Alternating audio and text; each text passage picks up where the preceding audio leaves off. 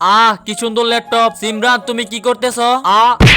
সিমরান তুমি তো স্যারের ল্যাপটপটাকে ফেলে দিলে। আরে স্যারের ল্যাপটপটা তো নষ্ট হয়ে গেল।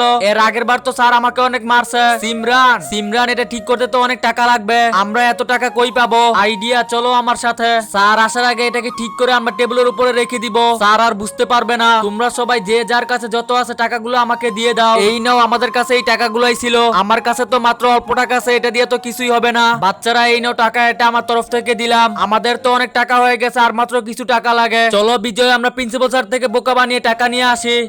প্রিন্সিপাল স্যার, ওর বোনের আজকে অপারেশন, অনেক টাকা লাগবে। হ্যাঁ স্যার, আমার বোনের আজকে অপারেশন। আচ্ছা দাঁড়াও, দিতেছি। এই নাও। দূর স্যার, এই 5 টাকা আমরা দিব না, আপনারটা আপনার কাছেই রাখেন। ভাই এই ল্যাপটপটা ঠিক করতে কত লাগবে? 20,000 টাকা লাগবে। ভাই আমার এই স্বর্ণের চুরিটা রেখে দেন। আচ্ছা স্যার আসার আগে তাড়াতাড়ি ল্যাপটপটা এখানে রেখে দেই, বেঁচে গেছি। তার আগে বন্ধুরা, তুমি যদি তোমার মাকে ভালোবাসো তাহলে ভিডিওতে একটা লাইক করে চ্যানেলটাকে সাবস্ক্রাইব করে দিও। আরে আমার ল্যাপটপ তো 4 মিনিটের জন্য বন্ধ হয়েছিল, এখন কিভাবে ঠিক হয়ে গেল?